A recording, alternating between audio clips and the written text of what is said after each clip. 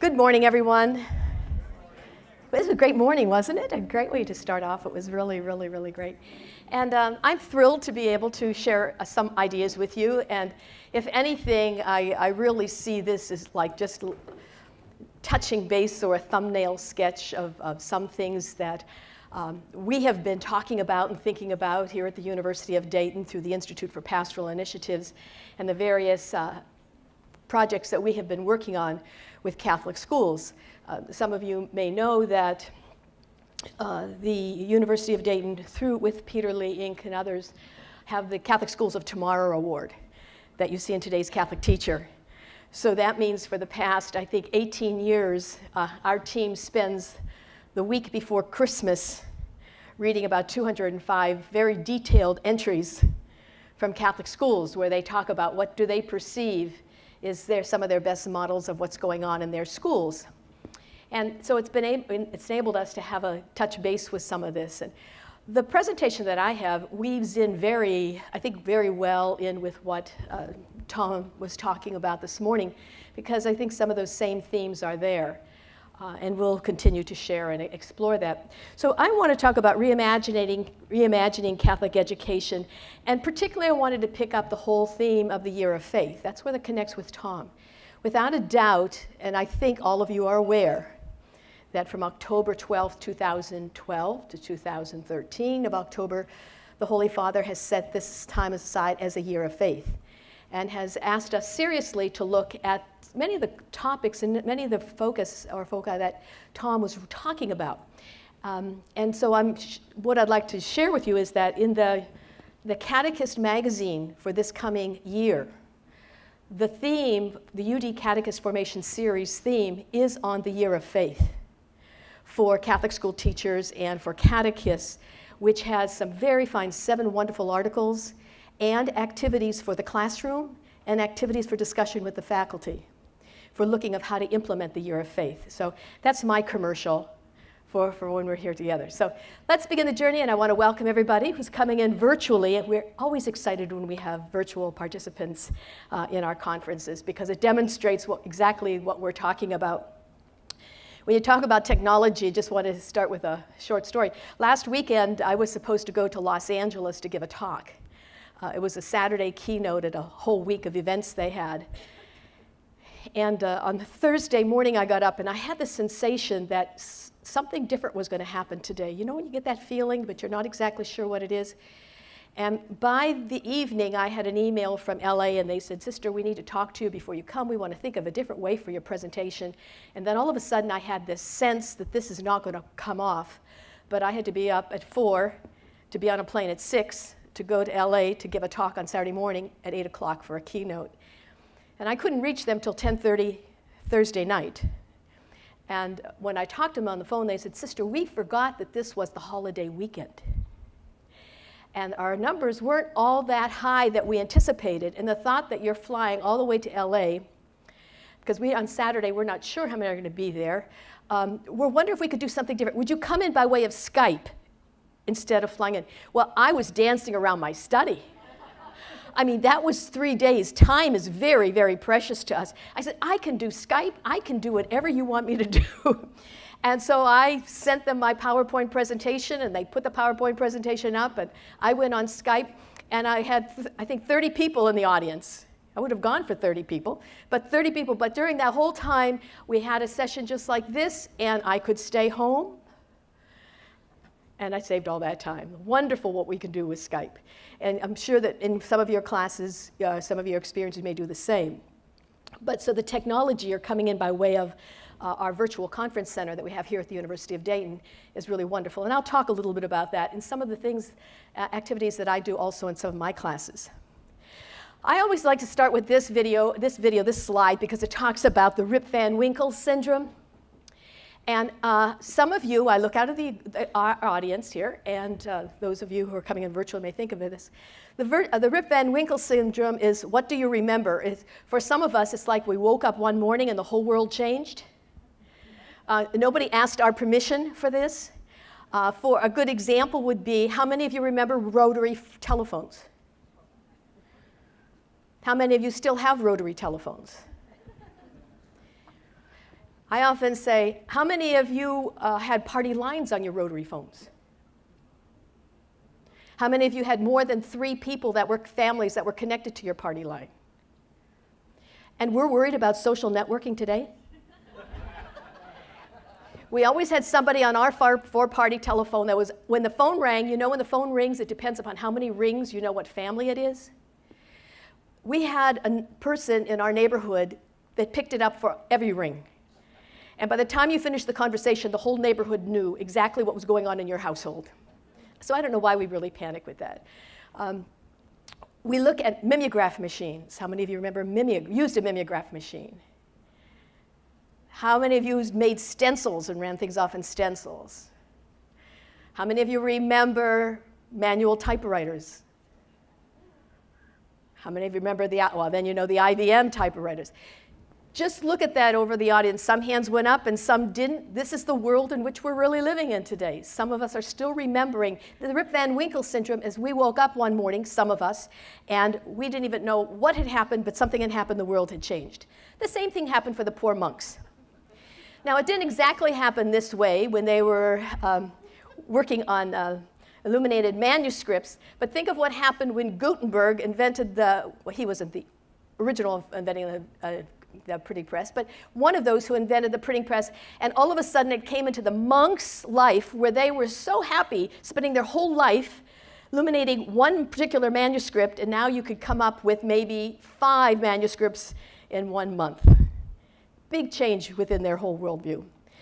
But as this technology changes, we begin to think, well, we've probably been here too. You know, I couldn't believe they would delete the whole internet. I don't know about you, but when I was working on my doctoral dissertation, that was way back when we had, like Tom and I, we could reminisce on this, tandem computers. How many remember tandem computers? And the printers that had the little sprockets on the side, dot matrix printers. We had a lot of patience for those technologies. But I remember I was here at UD, and I had working late at night, and I had just moved all my chapters, some of the chapters around, some of the reference based upon my advisor, and it was midnight, and the next afternoon my dissertation was due on the desk of my reviewer, and I lost a chapter. It was someplace in the computer, but I lost it. I panicked. I didn't know what to touch. So what do? You call a student at UD. So I called Bill, because I knew they were up. He was up at midnight. I said, Bill, I said, what happened? What should I do? He said, sister, trust me, have faith, don't touch anything, just go to sleep. Well, you don't go to sleep when you lost a chapter in your dissertation. You don't go to sleep. But it's almost like, you know, I didn't believe you could delete the whole thing on an internet. Those things sort of happen to us. And of course, we probably all have faced this kind of situation. Everything sort of freezes up again when we're working on the internet. It's a whole different kind of series of issues and problems that we face today that we never thought we were going to face in the past. Now, those who are younger in our group, you say, why are these even problems? We have surmounted these. We navigate through this with great ease.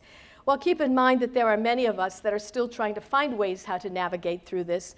But it's a really exciting time, and it's for that reason that as we begin to look and we know the young people that are in our classrooms today, they are part of this world that is very much part of their world civilization, as it is a real civilization. So the new landscape that we're living in, and that's pretty much what Tom was talking to us about, this new landscape is calling for a dialogue of faith and culture. And this is where Catholic schools can offer a great advantage to our students of how do we bring that dialogue, how do we bring the message of who Jesus is into the digital civilization. And that's what Benedict XVI has called this new world. It's a civilization. It's not just a culture, but it is a civilization. What is our role and responsibility when we begin thinking about what does it mean to be a Catholic school in the 21st century? How do we position the gospel, the good news? How do we bring the gospel and the good news to be in dialogue with this vast world of social networking, where our young people can begin to dialogue with this culture in clear, committed, and concise ways? So the year of faith, I believe, opens up for us many interesting doors. When I first read the the proclamation of the year of faith. I really got excited about the first part. So I divide it into 3 parts. The first part really talks about, and we'll look at that, about reinvigoration, reanimation, rediscovery of the faith. The second part goes into looking at encouraging us to go back and look at the Catechism of the Catholic Church, revisit the Second Vatican Council. And the third part then starts talking about witnesses. I like to encourage people to look at the first part and the third part as a kind of grounding before we look at the middle part, because it relates to how do we begin to have that solid foundation by which we can engage in this ongoing encounter. So we read that in the Holy Father's words. He says, faith is standing with the Lord so as to live with him. I just love these active verbs. We have rediscover, reinvigorate, arouse, transform, and witness. How do we invite this kind of enthusiasm, this kind of passion that will really make a difference in their life and will stir into flame all those that they encounter, especially when they spend a significant amount of time in social networking. A significant amount of time that may be more out of class than in class. I have this rule in my class: thou shalt not have a cell phone in class. Thou shalt not have any Twittering in class. Thou shalt not have any Facebook in class. I always say, you know, you're paying a lot of money for me to stand in front of you in this class and to work. But at the same time, there are ways that we can use that. But the question is, how do we capture their imagination to transfer that kind of passion, enthusiasm, and attention in cyberspace into their relationships with one another, and bringing that passion into that social media world? That is, I think, one of our big challenges. Gustavo Gutierrez wrote, "To speak of faith is an abstraction. What exists in reality are people who believe, people who have a faith, that is, people who accept the word of the Lord." So our faith, as Tom was bringing out this morning, is not an abstraction, but it's a living faith. It's a dynamic faith. It's a person. How do we bring the high tech and the high touch together into our learning environments so that we don't have the technology on one side, the digital civilization here, and their time with us in class, in their everyday life with their families here? We have to create some kind of bridge. Otherwise, we're creating schizophrenic Christians, living here one way and living here another.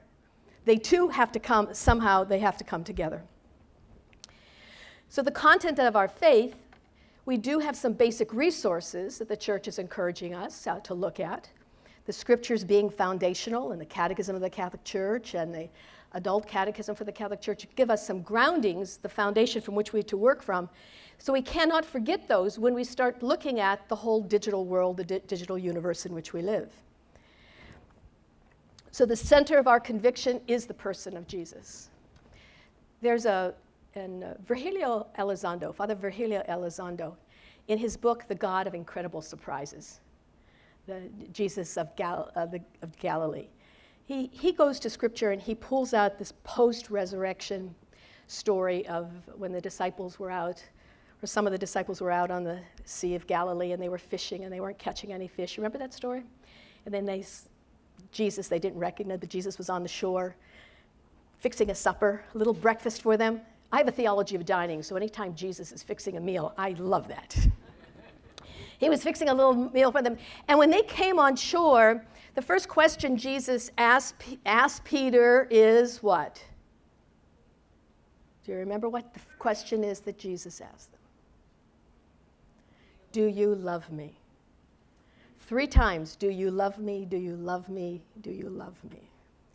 He didn't ask, do you remember, he didn't say, now remember what we said when we were on the steps at the temple or the synagogue? Or he says, do you love me? And that's the fundamental goal of what it is that we're all about. It can happen very easily that we may get so caught up in all the bells and the whistles of the technology that we forget what the content is of what should be transforming the minds and the hearts of our young people. You can spend a lot of time there, but we may not go in depth. So the question is, the challenges for 21st century Catholic education is how do we take these tools, which are only tools, to be a pathway, to be a door for us to animate the faith in the 21st century. So how can we pass from a traditional Christianity tied to a specific period and form a society or way of teaching that is radically new? I think it was back in the 80s or late 80s or early 90s. I remember giving a talk at the NCEA, and I never meant it to be as radical as I meant it to come out, but maybe I did. But I was talking about the future of what Catholic schools would look like in the 21st century. And I remember in my conversation, I said something that really shocked a lot of people. And I said, probably by the beginning of the 21st century, most of our Catholic schools should be imploded, because the buildings themselves will not suffice for what we need in the 21st century. Well, as I think back on that, well, then someone wrote a dissertation, and their foundation for writing their dissertation was a rebuttal to Sister Angela Ann Zukowski for her lack of faith for believing that there was a future in Catholic education. And they really missed the point. I wasn't saying there was no future in Catholic education. My prediction was that as we begin to see the rapid and accelerating rate of the evolution of these new digital resources and technology, it was going to influence how we think about space. And how we think about space and where we think about where we learn. And if we continue to think within a building and a classroom, we were going to lose out on the wealth of resources that are available all over the world. That we actually change our classroom from a classroom of Dayton, Ohio, to a classroom of the world. So in my classes, I use Skype all the time. I bring some of the best people into my classes from all over the world. Once a week, we have a visiting speaker that comes into my class. I teach a course on vocation in the arts. I love this course, Vocation in the Arts. So in Hollywood, I have producers, directors, and script writers who get up at 8 o'clock in the morning so they can speak with my class. Tom Shadyac loves to speak with my class. If you know Tom Shadyac from Liar, Liar, Bruce Almighty. Martin Sheen loves to speak. All these people love to come in to talk, and they learn them firsthand, and they learn that the world is not just the classroom. They don't just read something from someone, they encounter the person, and that's what makes the difference. That's the difference that's happening in our classrooms, of having a primary experience with the persons who are sharing what they have learned and what they believe and what they deal with. And it's the same thing as I shared before about how we can connect with one another. We can look at the 21st century of our classrooms that we can redefine the parable of the sower and the seed. Although this is a good parable for today when we look out over our fields and see how brown they are in Ohio. But if we look at the parable of the sower and the seed, what do we discover? But it's in this new digital world are places that we really have to nurture the word in this social networking world. And it doesn't mean that we just talk about it. We need to find a way of how to really inspire and transform this new civilization with the good news, no matter what subject that we are teaching. So it's not something that's either or, it's both and. Does that make sense? Am I connecting here? I'm looking into your eyes. You know, sisters have that gift. That's our charism. You look into the eyes and you know whether they're taking a mental vacation or they're connected. When I do that, my students in class all put their eyes down, then don't look at me the rest of the class. But part of our rethinking of our schools is, the schools of the future, is thinking about how we can begin planting this seed in all that we're doing within our classrooms. The technology has changed over time, hasn't it? I don't think any of you have beat the drums. But look at how technology, the evolution of communication, has changed over time. And it's changing at nanosecond speed. Just when you think that your iPad or your iPhone 4S is the one to have, you buy it, it's the cutting edge, and it arrives in the mail, and guess what? It's already out of date. And just when you think you have the fastest and the best, the most inclusive Google iPad, and somebody else comes out with a new iPad. Just when you make that decision for your school, you're going to love this one. Every single one of your students is going to have an Google iPad tomorrow. And then it's going to come out and there's going to be a new one. So there are some teachers who will say, when it all settles down, I'm going to invest in this. Well, if we wait for that time, it will be radically in a different place. So all of these tools that are emerging, and all of these resources for social networking, even if we're looking at Twitter, this immediacy, what it's promoting is a kind of immediacy for communication and promoting all different forms of information that are coming very quickly. The message I want to bring out is one of the concerns that I do have in this digital world and in this civilization is, are we losing our sense of contemplation and losing our sense of silence and losing our sense, a deeper sense of critical thinking within ourselves? How do we still support those? How do we encourage them in what we're all about? Our ideas are changing, even the words are changing. What it means to be a friend. Today there's a real change in how we interact and how our language is struggling today. But what does it mean? What does it mean to be a friend? And then looking at what the friend means, how many friends do you have? And how superficial does that become? And how your friends change? Or how narrow does our world become if the only people I network with friends are the people who think the same way I do and do not think differently? Do we then begin cultivating a mono person and not a person who engages in dialogue, authentic dialogue?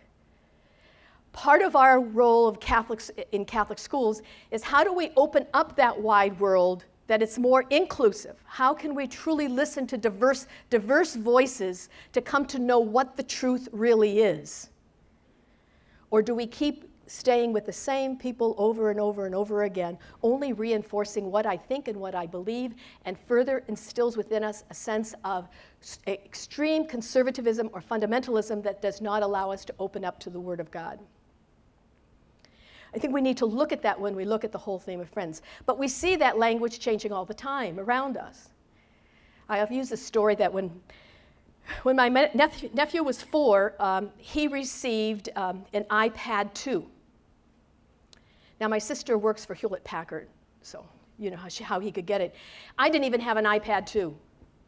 So I called him. I says, Matthew, I says, oh, how do you turn on your iPad? He says, Aunt Ann, you boot the system up. I said, when you boot it up, what do you do next? He says, then, Aunt Ann, when it comes up and you type in my password, he says, do you know what a password is? I said, yeah, I know what a password is. My voice in my head is saying, you smart aleck little kid. And then he says, you know, then I move my finger around, and it's like a mouse on the old computers. He said, you know, it has a little pad. You know what a pad is? He said, you move it around, and then you point this little cursor. He said, you know what, Aunt Ann, what the cursor is? The cursor, it's not a swear word. He was well taught. His aunt's a nun, sister. He said, then you click on a menu. He says, you know, Auntie Ann, I know you like to go out for dinner. He's 4.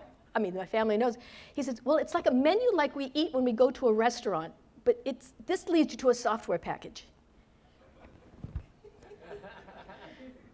I will be retired. Tom, you and I will be retired by the time they come to school. Well, finally, after we go through this, he says to me, there's a pause, and he says, you know, Aunt Ann, I don't think you're very smart.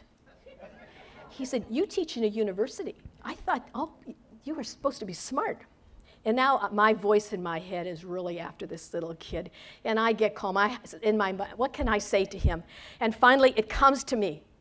And then I said to him, Matthew, okay, what can you tell me about the supernatural, existential, ontological being? And there was this pause. Grace. And then he says, Aunt Ann, that sounds like a new software package. Where can I get it? Now, I say that because that's what happens when we get so concerned about teaching the theology and the doctrine without getting to the heart of the matter of who is the person of Jesus Christ, because it's not within their existential fit. You get the message? It's not within their existential fit. So coming to know who Jesus is and having that love for Jesus and building from that becomes our core. But the other point I want to make is that the language is changing. So the language we even use to communicate needs to find a new home in a new culture. In the Documentatus Novae in the church, and we find that Redemptoris Missio, there's a line that says, we are living in a new culture, a new psychology, and a new language with new techniques. And that's what needs to emerge within our Catholic schools. So here is my nephew when he was 4. He's the one all triggered up like this. Asked him to get all dressed up and all his new things at that time, when he was at that age.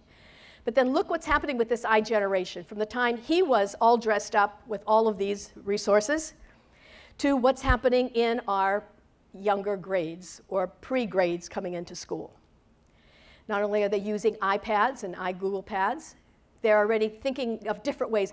We're going to be talking about that their minds and their brains are being restructured because of how that they're learning. And then, of course, there's this little 12-month-old chewing away on their little Apple iPad. It's becoming bone of their bone and flesh of their flesh. We're finding that in this new world that's beginning to, this is changing how we teach today in the classrooms, is that most of us have been used to looking at pages that are black and white and reading black and white. Where today it's all about color, and it's dominant colors, it's bright colors. And because that is, again, being influenced, that they're influenced by this media culture that's evolving, but they're also beginning to make new patterns of thought with all of this information. And the difference that they read. We read how from right or left to right. They read now in the form of an F when they look at websites. They read down the left-hand column, they look across the top, they look for the menu, they look in the middle for what is most significant if they want to pay any attention to it, and if they don't, they go on to the next page and skip information. Think about this when we're trying to think about how much reading do we require of our students, what do we have them read, why do we have them read it, and how do they learn to process that information? All of this is transforming their minds of how they're thinking. Changes occur in the brain with the experience that we have. And the different kinds of experiences lead to different brain structures. We don't have time this morning to go into all of this. I think this is very fascinating. How many of you have done some work with the brain restructuring, the brain research? Okay. I mean, I think we need to really look at this seriously, because part of that research is indicating that because of how interactive, and we'll see that in a minute, the whole different dimension, the interactivity, the engagement with these tools, the speed and everything that's involved in it, different parts of the brain are being activated and other parts of the brain are calming down, so to speak, are not activated. So we go in and we teach the way we may have been taught, and they're already learning and processing in a radically different way. A radically different way. So sometimes we may think they're not paying attention, but we are not teaching to how their brains are being restructured today by way of this new methodology. So neurobiology is saying the stimulation of various kinds of actual changes brain structures, and it affects the way that we think. For this reason, we need to find out how much time do our students spend, those that we teach, how much time do they spend with various technologies, and which technologies or digital tools do they use, how do they use them, and then how do we incorporate them into the classroom, not just because they're using them, but because it has something to do with how they think and how they process information. They are not just tools anymore. It's something is happening with their mind. Our curriculums have to change because of how they are learning. And it's only going to accelerate. It's not just going to be the same as it was. Now, that all being said, if any of you read the Newsweek, the recent Newsweek is I Crazy? Panic, depression, psychosis, how connection addiction is rewiring our brains as well. All of that research is coming at us. So this new generation has very different kind of a blend of cognitive skills, and we want to be able to name and identify what those cognitive skills are. So adjusting our programming adjusting or programming their brains to the speed, interactive, and the factors of the game is most important, because this is where we're finding from early on they are spending their time here. They are spending their time. What do they crave for in their learning experiences today? Twitch speed. How many of you know what twitch speed is? Okay, twitch speed. Twitch speed is that's what's happening very fast. You can click from place to place, moving right along. You don't stay on one place too often. I love. Recently, maybe it was I was sitting in on one of our professors. They were up for tenure, and tenure review. We're sitting on the classroom, and it was a classroom of about 45 students. And the students all had their computers open, and of course the professor was teaching up front. I was sitting in the back, and the students they weren't just listening to the professor, but they were, as some students may know, a little bit of Facebook, a little bit of a chat, a lot of other things going on. Of course, the professor and me wanted to go up and tap him on the shoulder and say, listen to what's happening up here. But it was interesting to watch that it appeared to be they were multitasking, even though research says we do not multitask. We literally stop one thing to do another thing, and we slow down. We don't totally do that. But so there's twitch speed, multitasking. They look at graphics first before they look at words. They're very active. They do not just simply sit there. We're violating everything I'm talking about right now. You're sitting there and I'm talking. We're violating this. They're connected. They love to have fun. They love dealing with fantasy. And that's why the Hunger Games is so popular. How many of you have read the trilogy? If you're teaching school today, you have to read the Hunger Games. The message is very strong there. But the fact that young people are reading it and playing the games on the computer with Hunger Games and looking at the videos has a lot to say about morality issues. They like fantasy. They like quick payoffs. They love anything related to MTV, and they love working on the internet. What does that mean for our curriculum, of the methodology that we're using in our classroom? I always say when it comes to religious education, what does it mean for how we teach religious education? I am very surprised every single time that when the Catholic Schools of Tomorrow Award entries come in, the one area that has the least entries for looking at a Catholic School for Tomorrow when it comes to looking at the application of digital resources or tools into the curriculum is religious education. I can tell you pretty much now, after 18 years, what people are going to say of how they use the digital tools, if they use any digital tools for faith formation, and it's the most limited field that we have. We haven't even begun to teach or utilize this whole field in faith formation in our schools. So you know what that means is that when they come to our faith formation classes and our religious education classes, we're teaching in a totally different way than we are in the rest of the curriculum when it comes to how their brains are functioning. We wonder why they fall asleep. They fall asleep because that dimension of their brain is not what they are used to exercising. We have to think of new ways of being church in a digital age, new ways of thinking and communicating. Does that make sense? So this we do not want to see in our learning environments. This we do not want to see in our learning environments. So any kind of change that's affecting how we thinking about what happens in the brain, the change happens because people spend several hours doing it. It takes 5 days a week, and it's sharply focused attention. Wouldn't we wish that everything that our students do, they would spend several hours every day, that they would do it 5 days a week, and that they would be sharply focused attention. Think of that if it came to proclaiming the good news and coming to know who Jesus is. I asked my last semester, I asked each of my classes, my students, how much time that they spent social networking, and the average in my class was 5 to 6 hours a day. Social networking.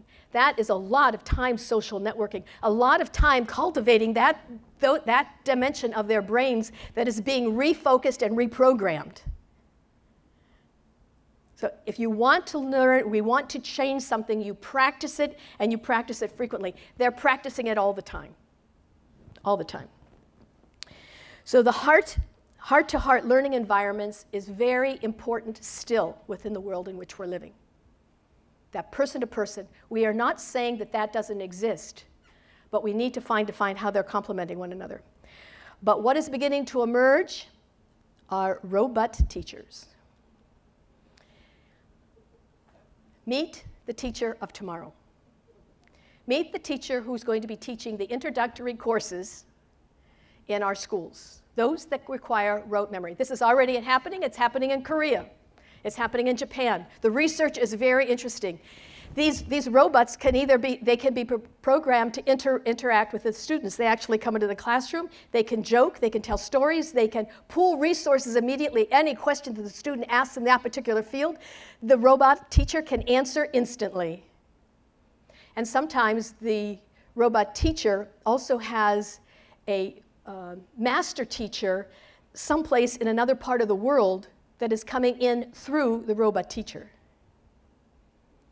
These robot teachers, they're finding that students, when it comes to introductory courses, the courses that you have to take, the courses you have to take, that the students are learning more through the robot teachers than they are through the traditional teacher. Now, I just can see, now that right now they're very expensive, everybody, so don't ask to put that into your budget for next year. I understand they cost about $10,000. They stand about this tall. They're about 4 feet. Aren't they cute? 4 feet. 10,000. They say they're going to come down shortly within the next 2 years to about 5,000, then 4,000. Soon they'll be the cost of an iPad 4. Now we look at that and we say, that's not going to happen in my school. As soon as you say it's not going to happen in your school, it's going to happen in your school. But just think about whether the possibilities, what is happening here in this environment. So this digital culture in which we're living in is informing us, it's forming us, and it's transforming with alarming speed. So looking at what does a Catholic school look like? I sat on this committee in the Archdiocese of Cincinnati. Tony was on that committee with me. And often I would say, maybe we shouldn't even use the word school anymore. Maybe the concept school carries too much of an ambiguity with what really is, the traditional understanding of what school is, closes us off to possibilities. So what if and we do use the terms learning environments and we use other terminology, but what if we think about, I'm not going to school, but I'm going into this new learning environment, I'm going into the place of lifelong learning, I'm going into something different than that is so structured. And teachers can be anywhere, any place, and you're moving at your own pace. But all of this is totally transforming. So pioneering in Catholic education is the challenge of the 21st century for us. And so what should we be looking for as teachers and administrators? We need to really follow this brain research. It really is. The recent National Geographic had an article also entitled, did any of you folks see it, on the teenage brain? This is very serious work, research that's going on that we cannot not be attentive to and discuss. Being aware of this emerging new digital milieu and how it's being woven into the fabric of our students' lives, recognizing that it is a civilization and it's not a tool. It's a civilization. It has a new language, a new psychology, and new techniques. It's a civilization. Which means, relates to something Tom talked about, which I deal with in my graduate classes, my online graduate classes for the School of Education, is that it's having a high impact on what is our Catholic theological anthropology. What does it mean to be human in a digital age? I gave a talk one time, can you be Christian and a cyborg at the same time? At what point do we become cyborgs?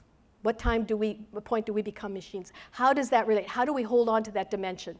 Those are questions that we cannot avoid. Rethinking catechetical processes in space of how we engage in faith formation. I think our Catholic schools have to radically change how we deal with faith formation today. And how do we reimagine witnessing in a digital culture? What does it mean to be a disciple in social networking? Talking with our students, what does it mean to be a disciple in social networking? How do we take our values? of what we believe into that world. If we do not, if our young people who spend so much time, and then there are those of us who are at the other end of the continuum, you know, there might be winter on our heads, but there's spring in our hearts. How do we bring that digital discipleship into the social networking world, because they spend so much time and they are forming it and they are being transformed by it. We cannot wait until 10 years from now and say, why didn't we do something? The time is now for us to look at that. But what does it mean to be a disciple? And that means also thinking outside the box. So how does a Catholic educator prepare for this? Well, I think we have to avoid the either-or mentality. We do this or we do that. No, we do them both. One time I was accused that I speak so much about the technology that I'm doing away with traditional learning. I'm saying, no, I'm for hybrid, blended learning. It's not one or the other, it's both of them. And we must be informed, as I said, about where the students are, and we need to connect with some of the best practices that are going on and begin to become a partner in exploring and pioneering with what is going on within the world of our Catholic education today. We need to look at the 21st century fluencies that are so important, that fluencies are not about the technical proness. They are critical thinking skills, and they are essential to living in this multimedia world. So what are some of those skills?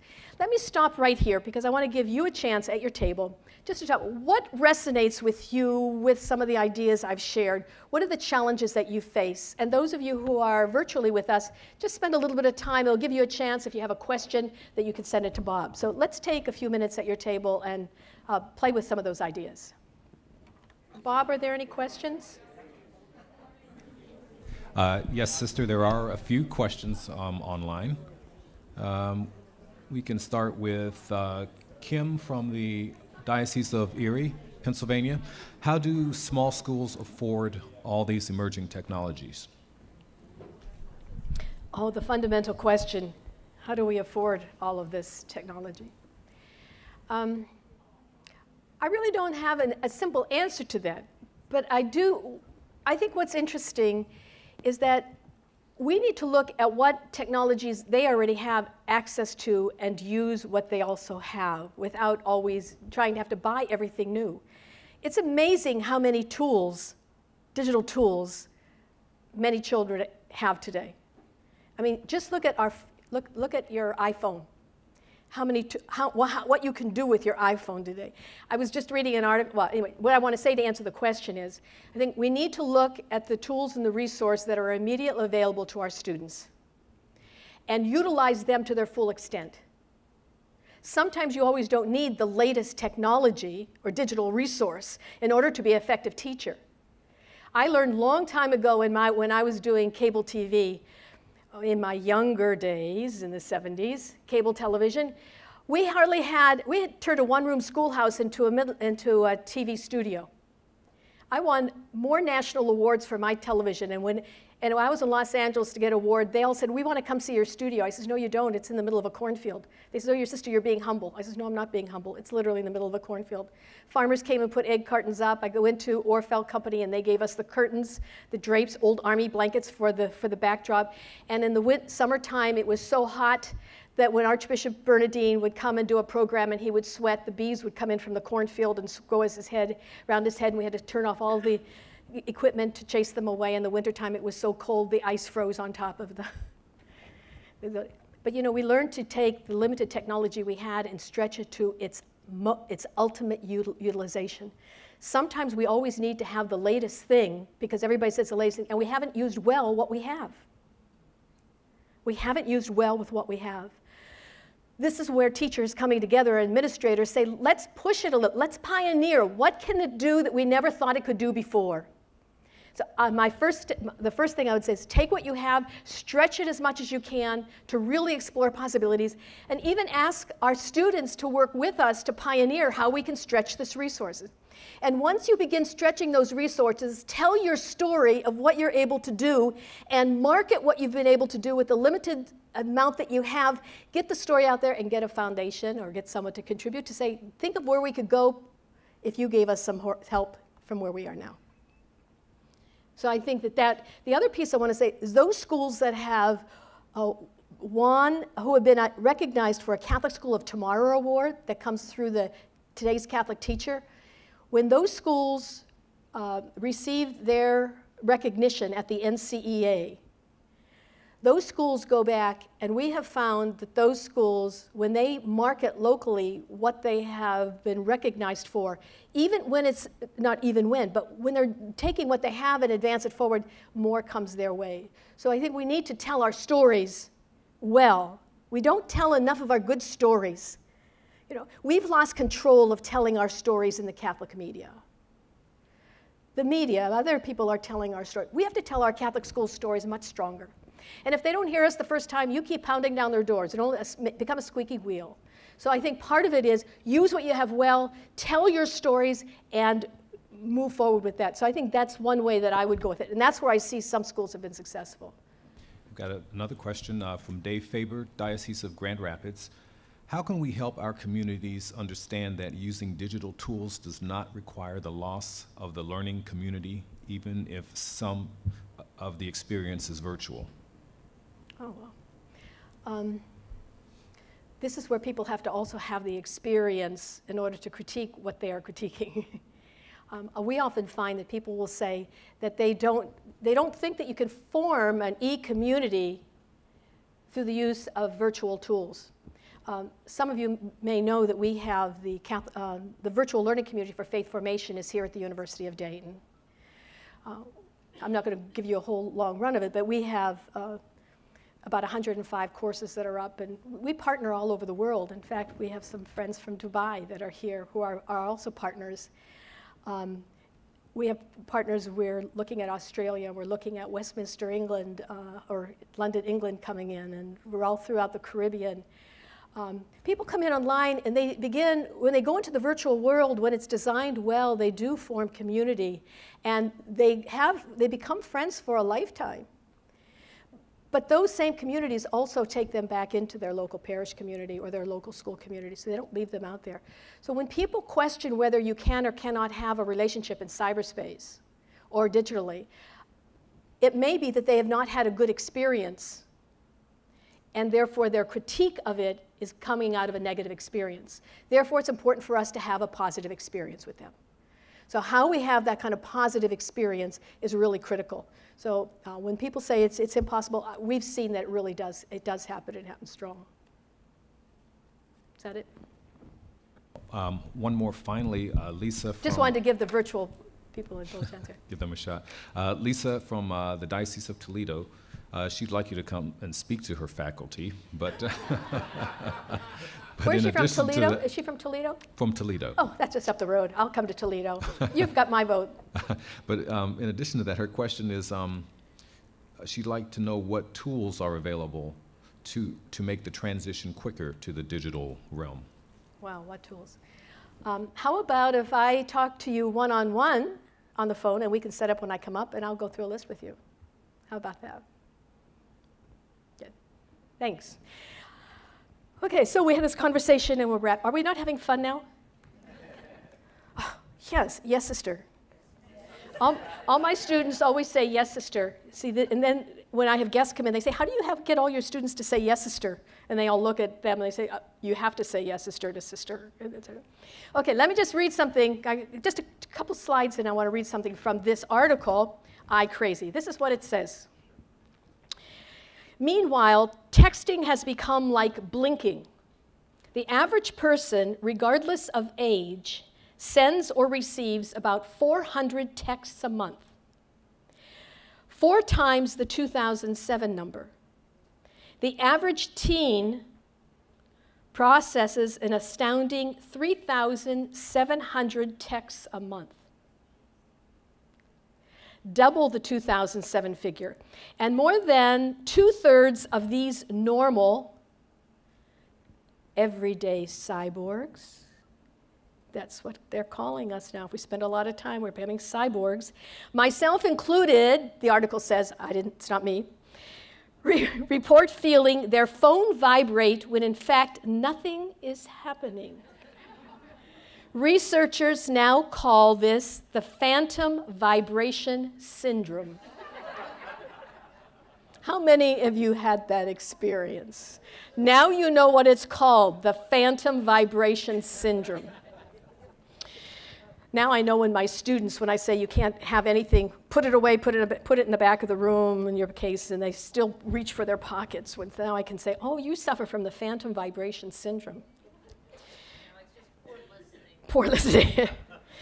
Altogether, the digital shifts of the last 5 years call to mind a horse that has sprinted out from the underneath its rider, dragging the person who once held the reins. No one is arguing for some kind of Amish future, but the research is now making it clear that the internet is not just another delivery system. It is creating a whole new mental environment, a digital state of nature where the human mind becomes a spinning instrument panel, and few people will survive or be unscathed.